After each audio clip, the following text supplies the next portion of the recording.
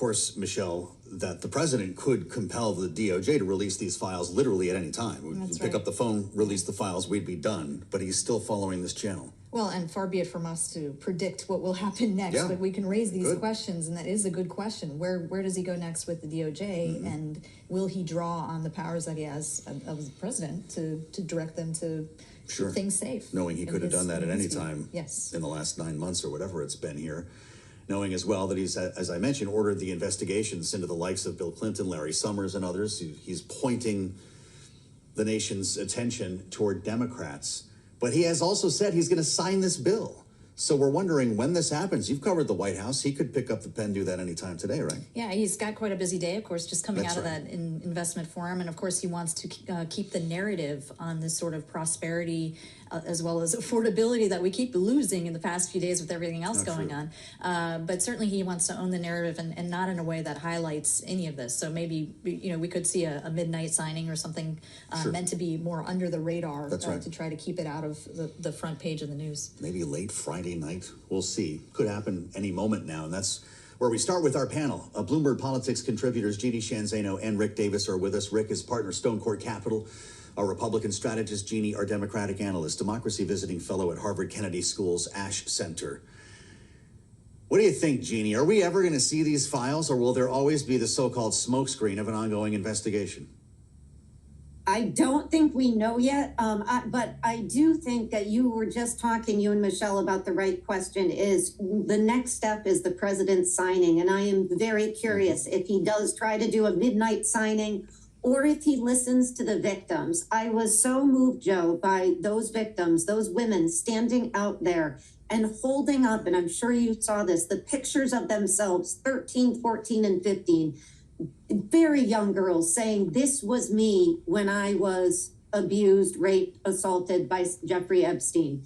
And they have asked the president, some of whom voted for him, to please have them in for a signing ceremony because they want what they have gone through to be recognized. And I think it would be so powerful if the president would do that. So I'm very curious to see what happens. After that, of course, it is on to PM Bondi and the DOJ. And to your point, do they try to hide behind a smokescreen of new investigations to not release files? But I think in the long term, the fact that this is a bill out of Congress, it's going to make that all that much harder to do, but they could try. Well, Jeannie, you hit on one thing that I did want to kind of ask about, which is the survivors, as they call themselves, haven't gotten a whole lot of play amidst the talk about will he or won't he sign, what is he going to do with the DOJ, that sort of thing. But they were the center of attention for the likes of Marjorie Taylor Greene and others who have been pushing for this. And they were actually, in fact, the center of attention, arguably, for Representative Higgins, who said that he voted against it because he was worried about the disclosures hurting the survivors. So where do you see that going from here? We're obviously focused on the procedure of all this, but are we going to be hearing more from the survivors, you think, in the days to come? I do think so. They have waited so long to get any relief. They suffered in silence for so many years, and they have been pushing for this. Their attorneys worked with Congressman Massey, worked with Ro Khanna to get this bill put together. And I think, when we talked about it, it was, it's a discharge petition. Those never go anywhere. The fact that they pushed this, and I think I agree with Massey and Khanna, it's really on the work of these victims that they were able to push this over the line in the sort of triumphant, victorious way I don't think any of us imagined. And so I do hope that we hear more about them. This is what they've been asking for, that what happened to them not be forgotten, and that the people who either were a part of it or who turned the other way and apparently are prominent members of our society even today have their reckoning. And I think that I hope we hear more from them about that.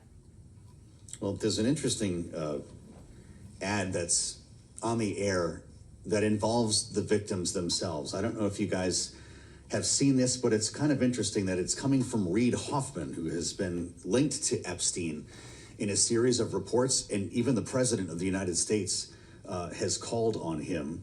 Reid Hoffman posting this ad on Twitter, writing, "The Epstein files must be released in full. Tonight, I supported World Without Exploitation," behind the ad, "to run this ad on Monday Night Football."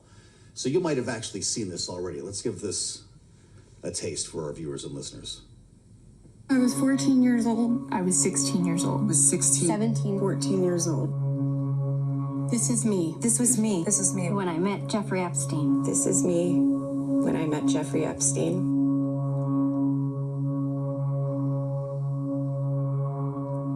There are about 1,000 of us.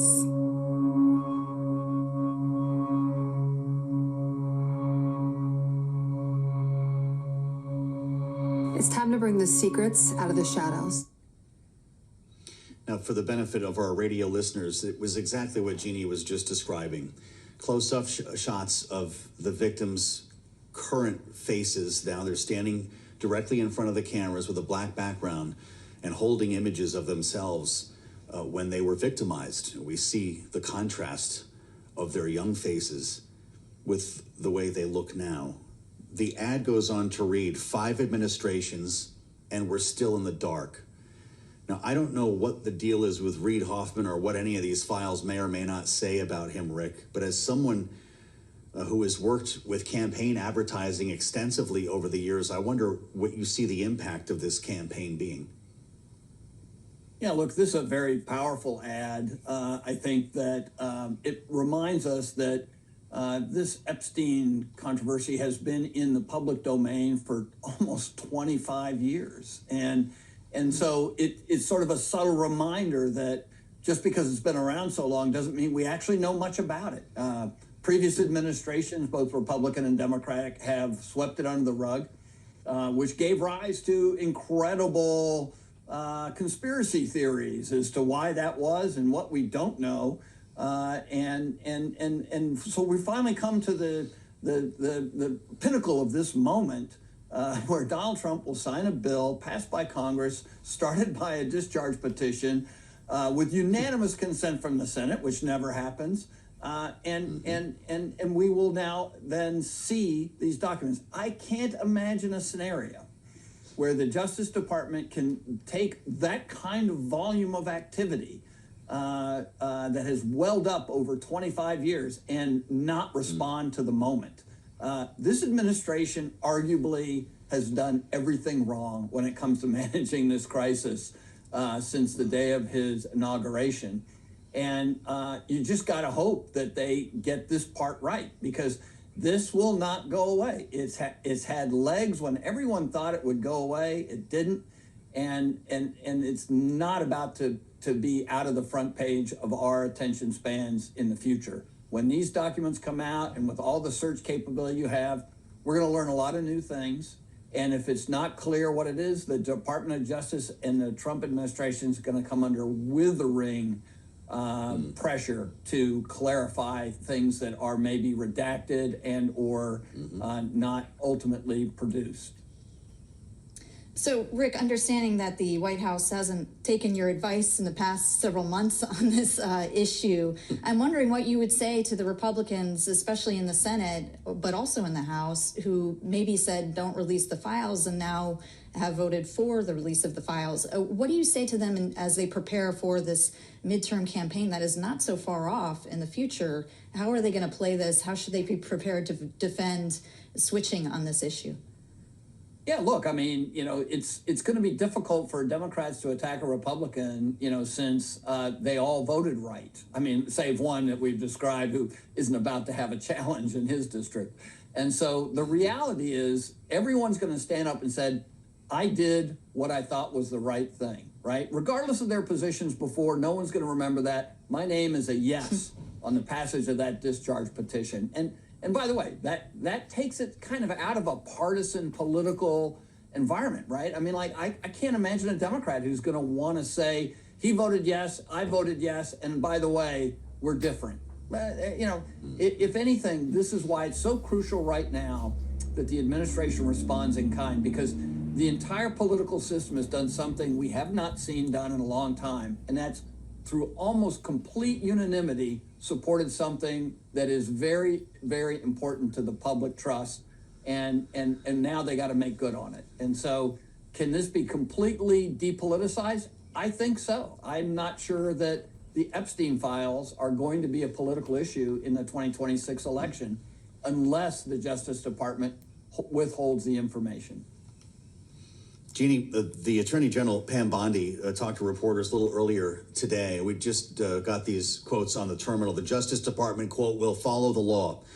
She said, the law will be followed while providing maximum transparency and protecting victims. She went on to say, and here's the news. The DOJ, quote, has new information. New information has come forward is the line. She did not elaborate, encouraging all victims to talk to prosecutors. What do we think this means? Your guess is as good as mine. I mean, to Rick's point, this has been 25 years. It's hard to imagine, but we do know the president ordered her to begin a new investigation. Maybe it's related to that. But I think there are huge political implications here. I don't think this is depoliticized. And one of them is the fact that we saw Donald Trump for the first time in his second term beat by the backbenchers of his own party, Tom Massey, Marjorie Taylor Greene. Marjorie Taylor Greene said this nearly destroyed the MAGA movement, and President Trump was forced to retreat 180 degrees and say, okay, vote for it. I know why his voice was not, he had something of a sore throat this week. He was probably screaming his head off at Mar-a-Lago over the weekend as he lost this. He is losing the fight over redistricting. This shows that the coalition has cracks, and Donald Trump is feeling that. Now he's going to have to put it in Pam Bondi's lap, but note his comment on Truth Social, release whatever is legally releasable. That is a sign that they could try to withhold. Be interesting if it turned out the Oversight Committee gave us more insight into Jeffrey Epstein than anything around the discharge petition. Thanks to you both, Rick and Jeannie, always here for us, Bloomberg Politics contributors, Rick Davis and Jeannie Shanzano.